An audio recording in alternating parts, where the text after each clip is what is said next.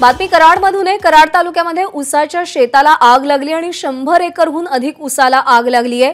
100 ते 150 शेतकऱ्यांचा ऊस जळून खाक झालाय। पहाटेपासून ऊसाच्या शेतामध्ये अग्नितांडव सुरू आहे आणि शेतकरी हतबल आहेत। खूप मोठ्या प्रमाणावर ही आग लागलेली आहे। 100 एकरहून अधिक ऊसाला आग लागली आहे। पहाटेपासूनच ही आग लागलेली आहे। आग विझवण्याचे प्रयत्न सध्या सुरू आहेत, पण त्यात यश येत नसल्याने शेतकरी पूर्णतः हतबल असल्याचं पाहायला मिळतंय।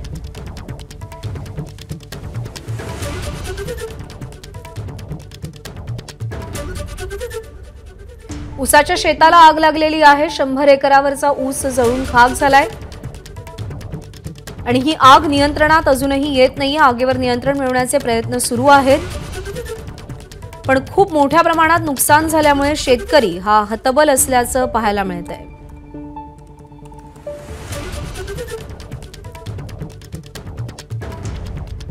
साताऱ्यातली घटना आहे। पहाटेपासूनच शेतामध्ये अग्नीचं तांडव सुरू आहे। कराड तालुक्यातील कोपर्डे हवेली इथे सुमारे 100 एकराहून अधिक ऊसाला आग लागल्याची घटना घडली असून सुमारे 100 ते 150 शेतकऱ्यांचा ऊस जळल्याची माहिती समोर येते। गेल्या 3 तासापासून ही आग सुरू असून आगीनं सध्या रौद्र रूप धारण केलंय। घटनास्थळी अग्निशमन दलाच्या गाड्या पोहोचवण्यात देखील अडथळा निर्माण होतोय। आपले प्रतिनिधी वैभव बोडके सध्या आपल्या सोबत आहेत। वैभव, 3 तास झालेत ही आग अजूनही सुरूच आहे। आगीवर नियंत्रण का मिळवता येत नाही आणि किती नुकसान झालंय? कराड तालुक्यामध्ये कोपर्डे हवेली येथे सुमारे 100 एकरहून अधिक ऊसाला आग लागली। त्यामध्ये 100 ते 150 शेतकऱ्यांचा ऊस जळल्याची माहिती समोर आली।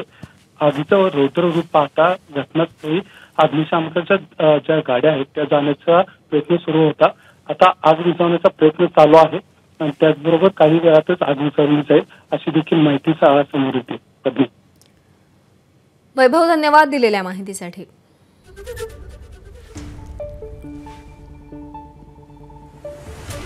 आगीची दृश्य समोर आली आहेत। किती मोठ्या प्रमाणावर आग लागली आहे कळतंय आणि 100 एकरावरचा ऊस पूर्णतः जळून खाक झालेला आहे। कराड तालुक्यातील कोपर्डे हवेली इथे ही घटना घडलेली आहे। एबीपी माझा, उघडा डोळे बघा नीट।